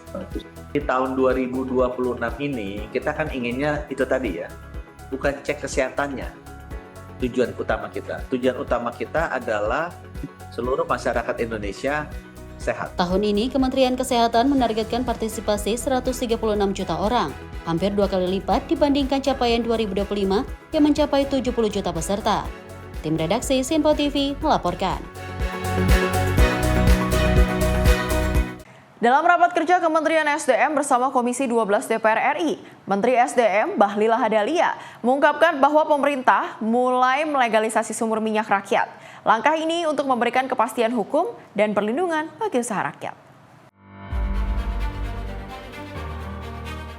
Menteri Energi dan Sumber Daya Mineral atau SDM Bahlil Lahadalia menyampaikan bahwa saat ini pemerintah telah memberikan izin pengelolaan sebagian sumur minyak rakyat yang selama ini belum legal. Langkah tersebut dilakukan untuk meningkatkan produksi atau lifting minyak nasional. Dalam rapat kerja bersama Komisi 12 DPR RI, Bahlil mengatakan lebih dari 40.000 sumur minyak rakyat yang terdata dan sebagian izinnya sudah terbit. Izin tersebut antara lain diberikan untuk sumur-sumur di wilayah Jambi dan Sumatera Selatan. Sementara untuk sumur minyak rakyat yang berada di Jawa Tengah, pemerintah berkomitmen mempercepat proses perizinannya. Menurut Bahlil, percepatan ini penting agar seluruh sumur yang sudah terdata dapat ikut berkontribusi dalam meningkatkan produk minyak nasional. Tidak hanya itu, dengan adanya pemberian izin tersebut, Bahlil ingin memberikan kepastian hukum dan perlindungan bagi usaha rakyat. Sumur rakyat itu tidak semata-mata ditujukan untuk bagaimana meningkatkan lifting, tapi lebih pada bagaimana menjamin keberlangsungan usaha rakyat yang selama ini sudah terjadi sejak puluhan tahun, tapi mereka kan belum ada legalitasnya. Kalau mereka belum ada legalitasnya, maka kita harus sayang rakyat. Jangan sampai ada oknum-oknum yang membuat mereka tidak nyaman, dikejar-kejar. Jadi kemudian kita legalkan mereka dengan catatan harus betul-betul memperhatikan lingkungan dan keselamatan kerja dengan baik. Dari Jakarta, Fani Davariskiano, Simpo TV melaporkan.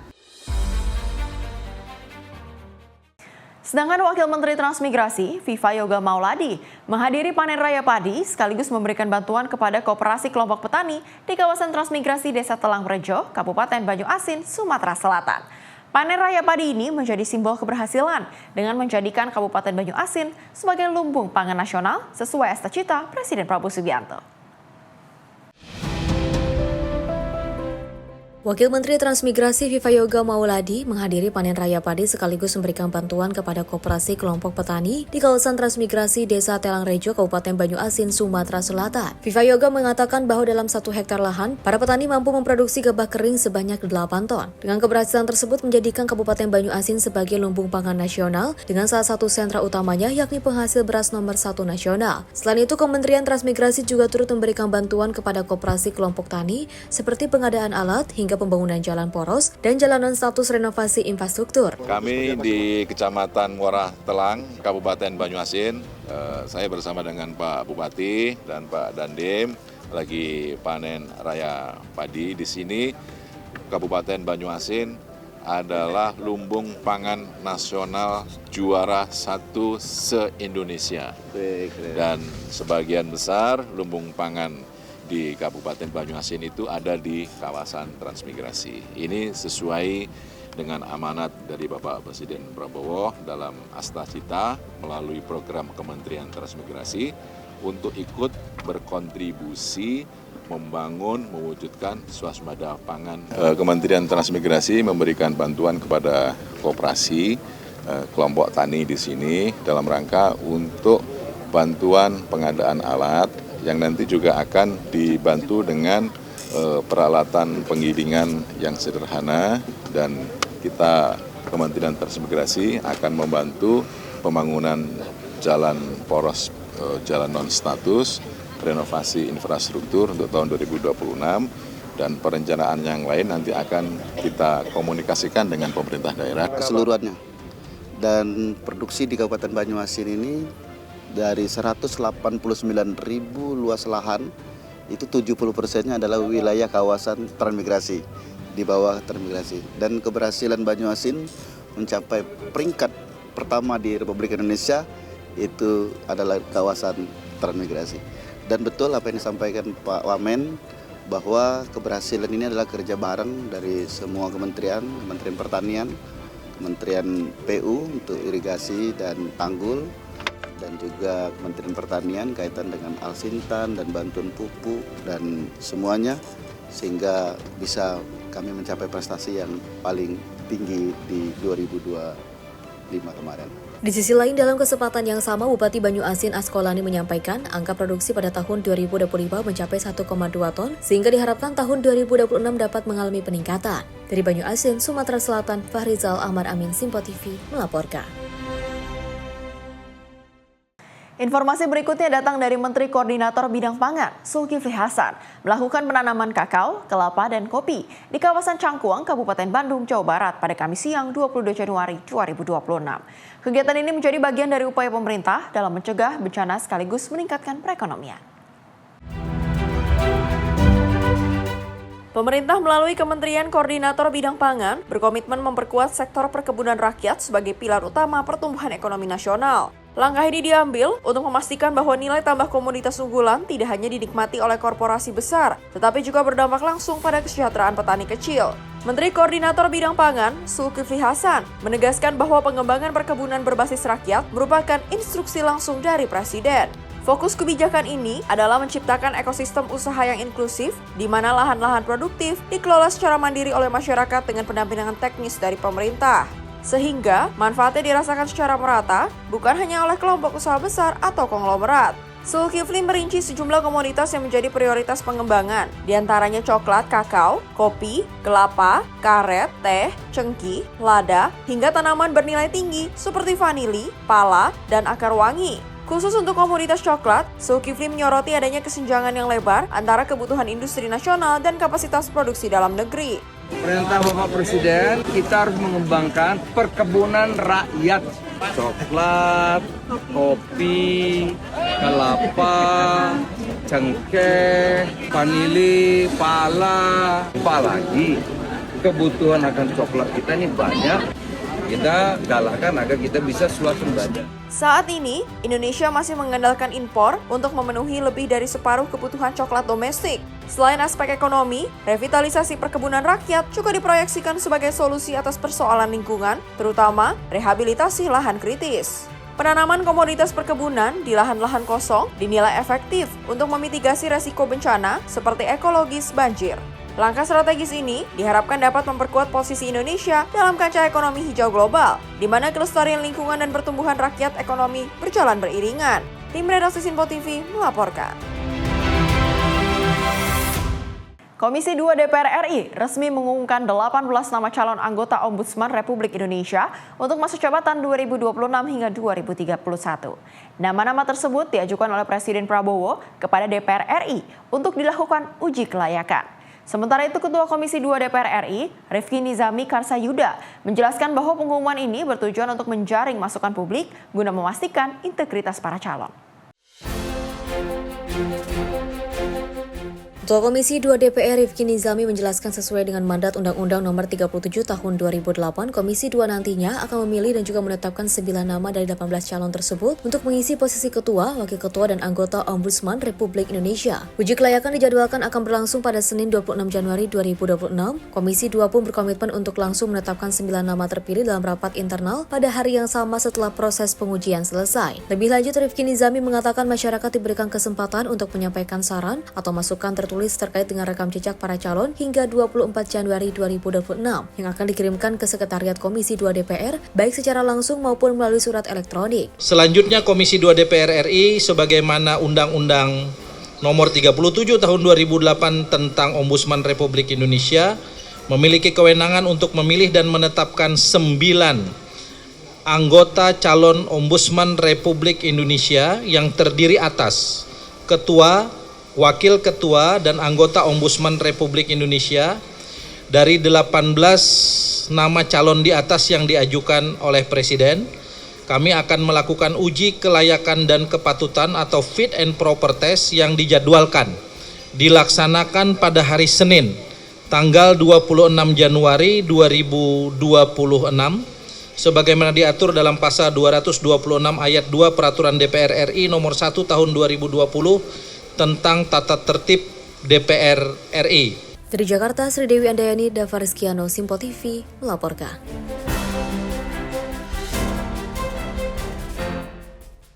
Kembali dari Wakil Menteri Transmigrasi, Viva Yoga Mauladi, menegaskan komitmen pemerintah untuk mengangkat produk unggulan dari kawasan transmigrasi ke kancah global. Dirinya mengatakan, pihaknya akan fokus mendorong produk lokal, khususnya kawasan transmigrasi, agar dapat bersaing dan menembus pasar internasional.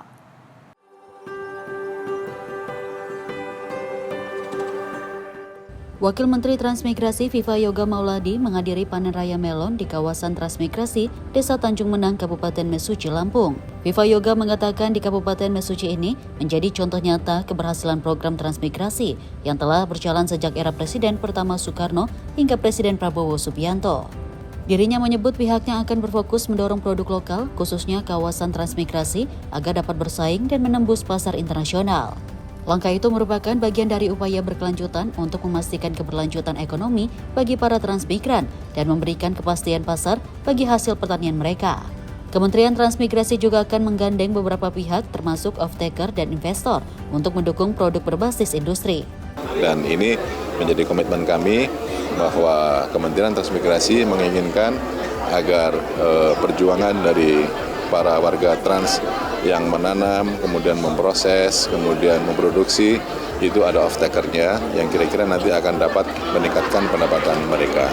Dan di seluruh kawasan kita memiliki ciri khas masing-masing produk unggulan, seperti di Banyuasin ada padi, kemudian di Sulawesi Barat ada kakao, durian, kemudian di beberapa kawasan lain seperti di Maluku Utara ada pala, semuanya itu akan kita rencanakan untuk membuat program hilirisasi melalui industri yang melibatkan masyarakat transmigrasi sehingga akan tercipta ekosistem ekonomi yang terintegrasi di kawasan transmigrasi.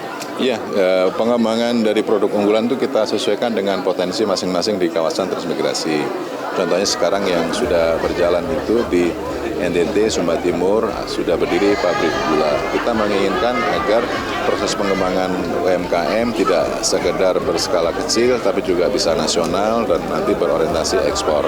Artinya dari hilirisasi pengembangan ekonomi di kawasan transmigrasi, kita menginginkan ada pola kerjasama misalnya dengan para investor yang akan menanamkan modalnya di kawasan sehingga akan memberikan trickle down effect buat pengembangan ekonomi rakyat yang juga akan dapat berkontribusi terhadap pertumbuhan ekonomi nasional. Dari Mesuji Lampung, Fahrizal Ahmad Amin, Sinpo TV melaporkan. Pemirsa, PSSI melakukan kerjasama dengan brand ternama asal Spanyol, Kelme, sebagai apparel resmi Timnas Indonesia. Peresmian ini dihadiri oleh Menteri Pemuda dan Olahraga RI, Erick Thohir, pada Jumat, 23 Januari 2026. Dibuka pada 3 Juli 2025, proses pemilihan apparel Timnas Indonesia dilakukan dengan mekanisme tender yang transparan dan kredibel. Tender diikuti oleh 7 merek ternama dari dalam dan luar negeri. Akhirnya, pada Jumat 23 Januari 2026, melalui PT Garuda Sepak Bola Indonesia, kerjasama antara PSSI dan Kelme diresmikan dan akan berjalan selama 4 tahun, terhitung sejak 2026 hingga 2030.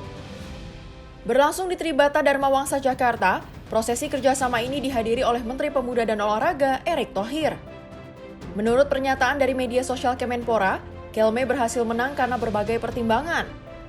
Pertama, dari sisi kapasitas manufakturnya yang unggul, di mana Kelme menjanjikan kualitas material terbaik di dunia.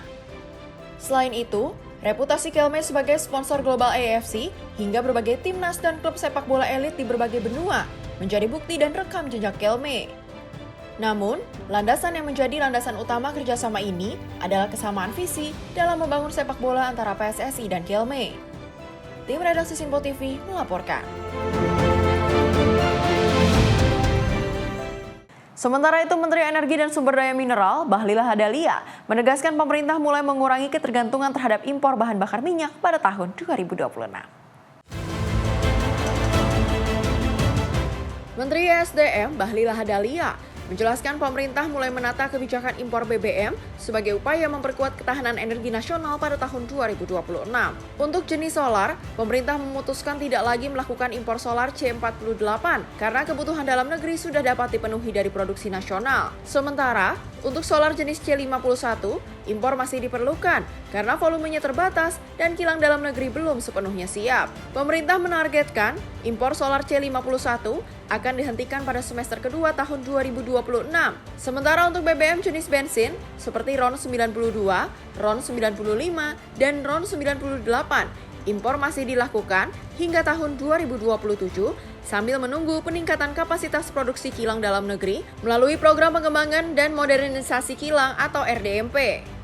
Impor BBM di 2026 khusus untuk solar sudah kita putuskan tidak melakukan impor di C48. Namun C51 karena volumenya kecil dan pabrik refinery kita belum siap memenuhi kebutuhan dalam negeri, akan dilakukan penghentiannya di semester 2 di 2026. Untuk bensin RON 92, 95, 98 tetap kita masih melakukan impor sampai dengan 2027 ketika ekspansi produksi RDMP di kilang dalam negeri sudah mencukupi. Dari Jakarta, Fani Davarisiano, Sinpo TV melaporkan. Polisi amankan 500 butir ekstasi di Jakarta Barat. Informasi selengkapnya sejenak, tetap bersama kami di Sinpo TV.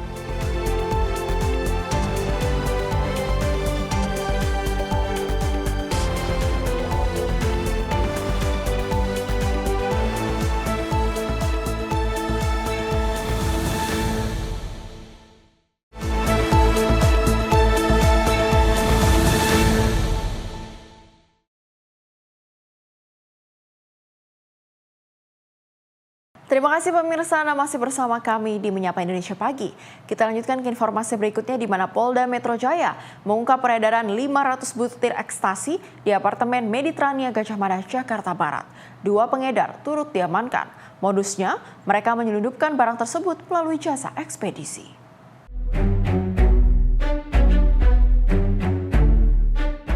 Mendapat informasi masyarakat adanya peredaran narkotika jenis ekstasi di wilayah Jakarta Barat, Direktorat Narkotika Polda Metro Jaya langsung menggerebek salah satu unit kamar apartemen di Jakarta Barat pada Selasa lalu.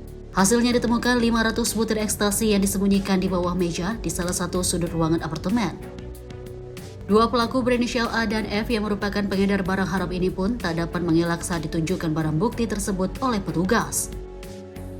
Hasil pemeriksaan sementara, para pengedar ini menyelundupkan ekstasi melalui salah satu jasa ekspedisi barang. Kami dari Ditres Narkoba Polda Metro Jaya Subdit 1 pada hari Selasa tanggal 20 Januari 2026 sekitar 01.30 WIB telah mengamankan 2 orang tersangka dengan inisial A dan F di TKP apartemen Mediterania Jakarta Barat. Hasil penggeledahan ditemukan barang bukti berupa ekstasi 500 butir. Guna pemeriksaan lebih lanjut serta mengembangkan kasus ini, keduanya kini ditahan di Ditres Narkoba Polda Metro Jaya. Tim redaksi Sinpo TV melaporkan. Pemirsa, co-pilot pesawat ATR 42500 Muhammad Farhan Gunawan yang menjadi korban jatuhnya pesawat di wilayah Pegunungan Bulu Saraung, Kabupaten Pangkep, dimakamkan keluarga di pemakaman Darussalam Valley, Kabupaten Goa, Sulawesi Selatan. Tangis keluarga mengiringi proses pemakaman jenazah co-pilot pesawat ATR 42500 Muhammad Farhan Gunawan yang tiba di pemakaman umum Darussalam Valley di Kecamatan Bonto Maranu, Kabupaten Goa, Sulawesi Selatan. Minggu 25 Januari 2026, tangis keluarga pun tak terbendung saat jenazah diturunkan ke liang lahat. Keluarga tak pernah menyangka jika Muhammad Farhan Gunawan yang baru 3 tahun berkarir menjadi co-pilot akan mengalami kecelakaan pesawat dan pergi untuk selama-lamanya. Ratusan keluarga almarhum pun ikut mengiringi pemakaman jenazah. Di mata keluarganya, almarhum Muhammad Farhan Gunawan dikenal sebagai sosok yang ceria, berani, serta penyayang terhadap keluarga. Menurut keluarga, kepergian almarhum meninggalkan duka mendalam karena semasa hidupnya almarhum dikenal sangat baik. Kenapa di sini? Karena memang domisili keluarga itu sudah di Makassar. Jadi kita pilihan paling gampang aksesnya untuk semua keluarga. Yang pertama yang tinggal di Makassar dan juga yang tinggal di luar pulau. Sampai sekitar 3 tahun yang lalu sudah dilihat. Kalau di mata keluarga sendiri, Farhan itu orangnya ceria, penuh semangat dan juga bisa dibilang berani untuk kejar mimpi. Sampai sekarang dia bisa jadi pilot. Selain itu juga Farhan kita kenal sebagai orang yang penyayang, terutama untuk ke saudara-saudaranya dan keluarga. Mewakili keluarga almarhum Farhan Gunawan, kami ingin ucapkan terima kasih yang sebesar-besarnya kepada tim yang terlibat dalam evakuasi dan pencarian korban pesawat ATR 42500. Tentu bukan tugas yang mudah untuk mencari dan mengevakuasi di medan yang begitu sulit, dan karena itu kita sangat mengapresiasi seluruh tim yang terlibat. Mungkin juga kita pengen mengucapkan terima kasih yang sebesar-besarnya juga buat media yang ikut meliput perkembangan berita dari kejadian ini dari hari pertama sampai hari terakhir, dan juga untuk masyarakat yang juga turut mengikuti, mendukung dan mendoakan kami di masa-masa sulit ini. Pemakaman dilakukan sehari setelah proses identifikasi resmi oleh tim dokter DVI Kepolisian Daerah Sulawesi Selatan selesai. Farhan adalah salah satu dari 7 jenazah terakhir yang ditemukan tim gabungan Basarnas di lokasi jatuhnya pesawat di Bulu Saraung. Identitasnya dipastikan melalui data gigi, sidik jari, dan ciri medis lainnya. Jenazah dengan nomor postmortem PM62.B.07 itu tercatat beralamat di Jalan Sultan Hasanuddin Luwu Timur. Sebelum dimakamkan, jenazah disemayamkan di rumah duka di Makassar. Keluarga almarhum juga memberikan apresiasi dan berterima kasih kepada seluruh petugas SAR yang membantu menemukan jasad korban pesawat ATR 42500 yang jatuh di Gunung Bulu Saraung, Kabupaten Pangkep. Dari Kabupaten Goa, Sulawesi Selatan, jurnalis Sinpo TV melaporkan. 4 jenazah korban kecelakaan pesawat ATR 42500 termasuk Kapten Pilot Senior ATR 42500, Kapten Andi Dahananto, tiba di Terminal Kargo Bandara Internasional Soekarno-Hatta, Tangerang, Banten pada Sabtu malam. Setelah diterbangkan dari Makassar, Sulawesi Selatan. Setibanya di area Human Range Kargo Bandara Internasional Soekarno-Hatta, Jenazah disambut melalui rangkaian prosesi penghormatan yang dihadiri perwakilan Kementerian Kelautan dan Perikanan, aparat keamanan, serta keluarga korban.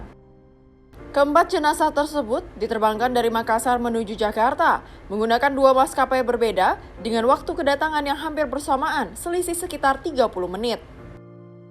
Menurut Kaspospol Kargo Bandara Soekarno-Hatta, Ibda Ferry Susanto, mengatakan 4 jenazah yang tiba hari ini terdiri dari 1 kapten pilot, 2 pegawai Kementerian Kelautan dan Perikanan, serta 1 korban dari bagian engineering. Saya jelaskan hari ini ada berapa jenazah korban pesawat ATR dari Makassar yang sudah di Bandara Soekarno-Hatta. Ya, terima kasih rekan-rekan. Untuk hari ini kedatangan dari korban ATR 42500, kedatangan 4 jenazah. Yang terdiri dari 1 dari kapten pilot, lanjut 2 dari pihak KKP dan 1 dari engineering. Untuk pilot dan KKP lanjut disemayamkan ke AUP Pasar Minggu dan lanjut untuk yang 1 lagi keputusan dari pihak keluarga dimakamkan di wilayah Bogor, Jawa Barat. Ada pihak keluarga dan dari pihak KKP untuk penyambutan dari kenegaraan. Selanjutnya, jenazah Kapten Andi Dahananto, Ferry Irawan, dan Yoga Naufal akan disemayamkan terlebih dahulu di Politeknik AU Pasar Minggu, Jakarta Selatan.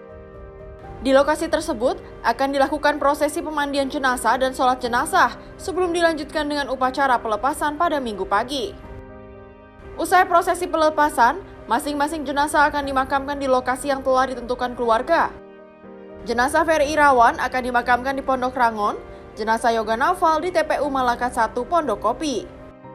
Sementara Kapten Andi Dahananto akan dimakamkan di Kabupaten Tangerang, dan 1 jenazah lainnya dimakamkan di wilayah Bogor, Jawa Barat sesuai keputusan pihak keluarga.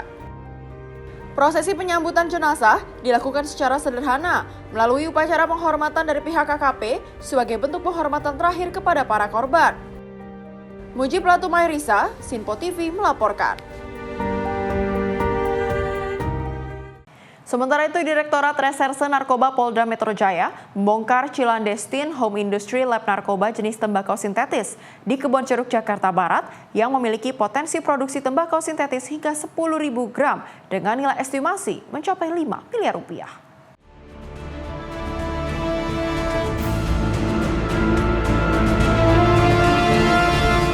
Inilah detik-detik petugas Direktorat Reserse Narkoba Polda Metro Jaya menggerebek salah satu rumah yang dijadikan home industry lab narkoba di Kebonceruk, Jakarta Barat. Nampak pelaku yang berinisial V menunjukkan barang haram tersebut di tempat yang ia sembunyikan. Menurut Kanit 1 Sundit 1 AKP Daniel, pembongkaran ini adanya informasi warga karena adanya peredaran narkoba di wilayah Kebonceruk, Jakarta Barat. Petugas langsung melakukan penyelidikan dan berhasil mengamankan 1 orang pelaku beserta barang bukti berupa tembakau sintetis 72,1 gram, puluhan botol spray, 5 gelas takar berbagai ukuran, 1 botol aseton, dan 1 unit HP, serta bahan-bahan sintetis yang belum jadi. Kami dari Unit 1, Subdit 1 Dires Narkoba Polda Metro Jaya telah mengungkap kasus clandestine lab jenis tembakau sintetis yang berada di TKP Kedoya, Jakarta Barat. Kami berhasil mengamankan pelaku inisial V beserta dengan barang bukti bahan baku cairan sinting 534 mili dan tembakau sintetis 72,1 gram. Kemudian juga kami amankan 15 ukur dan 73 botol spray yang digunakan oleh pelaku sebagai alat untuk memproduksi tembakau sintetis. Apabila cairan bibit sintetis tersebut diproduksi oleh pelaku akan menghasilkan sekitar kurang lebih 10.000 gram tembakau sintetis dengan nilai sekitar kurang lebih 5 miliar rupiah. Selain itu, Daniel menambahkan, hasil penyelidikan, clandestine home industry lab tembakau sintetis tersebut diketahui memiliki potensi produksi tembakau sintetis hingga 10.000 gram dengan nilai estimasi mencapai 5 miliar rupiah. Polisi juga mengungkap bahwa aktivitas ilegal ini telah berjalan sejak April 2024 hingga Januari 2026 dengan total penjualan mencapai 7,2 miliar rupiah. Tim redaksi Sinpo TV melaporkan. Kita beralih ke Gubernur Jawa Barat, Deddy Mulyadi atau KDM, yang turun langsung membantu proses pencarian korban longsor di Desa Pasir Langu, Cisarua, Kabupaten Bandung Barat pada Sabtu sore. KDM menyoroti alih fungsi lahan yang terjadi di lokasi bencana mengakibatkan terjadinya longsor.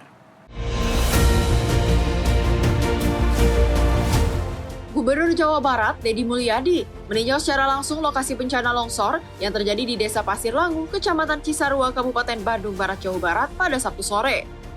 KDM yang datang ke lokasi langsung terjun membantu proses pencarian korban tertimbun longsor. Bersama petugas gabungan, Deddy Mulyadi berhasil menemukan 3 jenazah yang tertimbun longsor. Petugas gabungan sempat mengalami kesulitan untuk mengevakuasi korban yang tertimbun material longsor. Butuh hampir 1 jam hingga akhirnya jenazah tersebut berhasil dievakuasi. Pada kesempatan tersebut, KDM menyoroti lokasi bencana yang semestinya merupakan kawasan areal pohon penahan tanah dan air, namun faktanya saat ini disulap menjadi kebun bunga dan sayuran. Selain itu, KDM menjanjikan akan merelokasi para korban longsor agar tidak terulang kembali kejadian serupa. Tadi kan yang lebih dulu 5, sekarang 1, 2, 3. Iya, 3. Dari 3, sekarang 1, 4. Katanya di sana ada 2. Ya, kita belum bisa mengidentifikasi.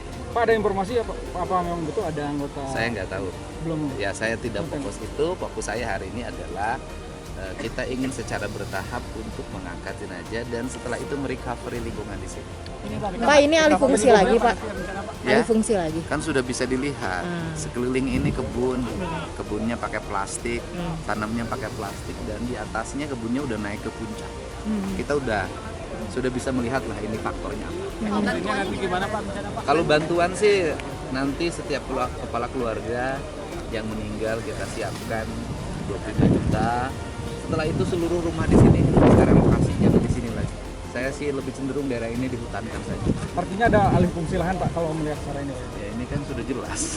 Ya jadi setelah ini warga di sekitar sini segera direlokasi dan ini dihutankan karena potensi terjadi lagi sangat tinggi dan di sekitar sini sudah mencemaskan kalau menurut saya. Saya tadi keliling sangat mencemaskan. Pak, ini kan hujan lagi, proses evakuasi apakah akan dilakukan dulu? Ya kita jalan dulu lah. Tetapi tetap yang mengevakuasi harus hati-hati. Yang memiliki potensi bencana di mitigasi akan kita relokasi karena kita tidak mau ada bencana lagi di kemudian hari. Ya. Oke. Kira-kira akan kemana Pak ini direlokasinya Pak? Ya nanti ditolak, kalau nggak mungkin diomongin selama. Ya. Daerah-daerah yang seperti ini tidak layak jadi kebun sayur, layaknya jadi hutan bambu. Ya. Berarti Pak, pengawasan dari Pemda KBB sejauh ini gimana Pak? Sudah lama kita ini nggak sesuai. Ya. Sesuai Pak. Sudah lama kita ini membangun tidak didasarkan pada mitigasi bencana. Ya. Ini kan. Artinya dengan kejadian ini mitigasinya lemah Pak Gub? Ya sejak awal tata ruangnya udah salah. Hingga Sabtu sore, korban akibat longsor menjadi 8 orang. Petugas gabungan masih melakukan pencarian 81 orang yang belum ditemukan. Dari Kabupaten Bandung Barat, Jawa Barat, Sinpo TV melaporkan. Kita beralih ke aparat kepolisian daerah Maluku yang mengamankan ratusan liter minuman keras tradisional jenis Sopi dalam kegiatan rutin yang ditingkatkan atau KRYD tahun 2026. Barang bukti yang disita akan segera dimusnahkan guna tidak disalahgunakan. Sebanyak 350 liter miras Sopi diamankan oleh personil gabungan Direktorat Polisi Air dan Udara serta Direktorat Reserse Narkoba Polda Maluku. Barang bukti ini disita petugas saat melakukan pengawasan di Pelabuhan Unimua, Desa Liang, Kabupaten Maluku Tengah. Minuman keras tradisional dengan kadar alkohol tinggi ini ditemukan saat petugas melakukan pemantauan arus penumpang dan kendaraan, sekaligus pemeriksaan terhadap barang bawaan yang melintas di kawasan pelabuhan. Dalam pemeriksaan tersebut, polisi menemukan 1 karung dan beberapa kantong plastik berisi Sopi yang diangkut menggunakan kendaraan angkutan penumpang dari Pelabuhan Waipirit, Kabupaten Seram, bagian barat. Barang bukti ditemukan tanpa pemilik, seluruh barang bukti kemudian diamankan dan dibawa ke markas komando Polda Maluku untuk proses penanganan lebih lanjut. Kegiatan ini merupakan bagian dari upaya preventif kepolisian dalam menjaga keamanan dan ketertiban masyarakat, serta menekan peredaran minuman keras ilegal menjelang pelaksanaan operasi penyakit masyarakat pekat Salawaku Polda Maluku tahun 2026. Tim Liputan melaporkan. Sementara itu, Direktorat Reserse Kriminal Umum Polda Banten berhasil meringkus seorang pria yang dikenal dengan julukan Abah Entus Jempol atas kasus penipuan rekrutmen Akademi Kepolisian. Modus pelaku menjanjikan kelulusan calon taruna dengan tarif mencapai 1 miliar rupiah.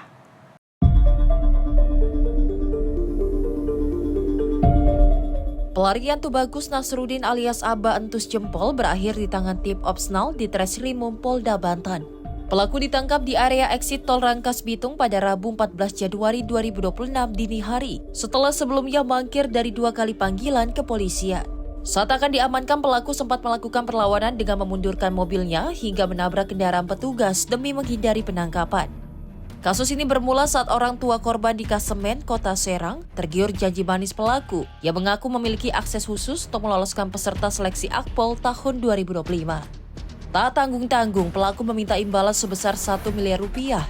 Korban yang telah menyerahkan seluruh tabungannya secara bertahap, akhirnya sadar telah ditipu setelah sang anak dinyatakan tidak lulus dalam tahapan seleksi. Dari total 1 miliar rupiah yang diterima, pelaku hanya mengembalikan uang sebesar 30 juta rupiah kepada korban.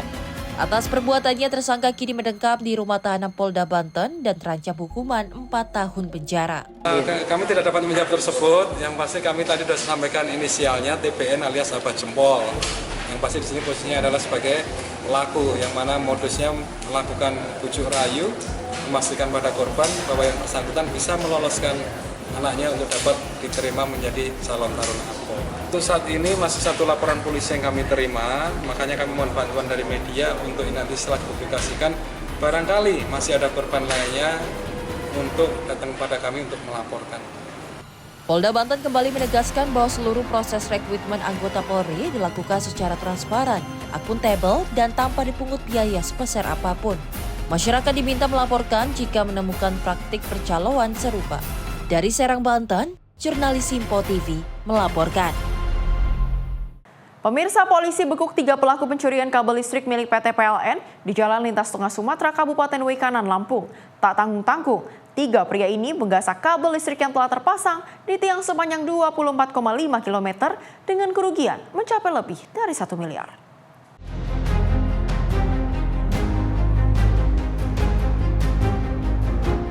Tim TK 308 Polsek Blambangan Umpuh, Kabupaten Waikanan, Lampung berhasil mengungkapkan komplotan pencurian kabel listrik milik PT PLN di Jalan Lintas Tengah Sumatera, Kampung Gunung Sangkaran. Sebanyak 3 orang pelaku berhasil dibekuk yang diantaranya berinisial RA, JY, dan RY. Ketiganya melakukan pencurian dengan cara menurunkan kabel listrik yang terpasang di tiang, lalu memotongnya menggunakan gergaji besi. Dari hasil pemeriksaan dan penyelidikan, total kabel listrik yang dicuri ketiganya yakni sepanjang 24,5 km yang ditaksir senilai 1,1 miliar rupiah. Aksi ini terungkap setelah warga mendapati adanya kabel listrik yang terputus. Dalam pengungkapan, polisi berhasil mengamankan barang bukti termasuk kupasan kabel, alat potong, dan beberapa kendaraan yang diduga digunakan dalam aksi tersebut. Pertama kali diketahui pada hari Selasa, tanggal 13 Januari 2026, sekitar jam 12 WIB di Jalinsum, Kampung Gunung Sangkaran, Kecamatan Blambangan Umpuh, Kabupaten Waikanan. Awalnya pelapor mendapat informasi dari masyarakat sekitar bahwa kabel listrik yang berada di tiang telah terputus, dan setelah petugas PLN melakukan pemeriksaan dan pengecekan, ternyata kabel listrik milik PT PLN ULP Martapura telah terpotong dan sebagian kabel listrik tersebut sudah hilang.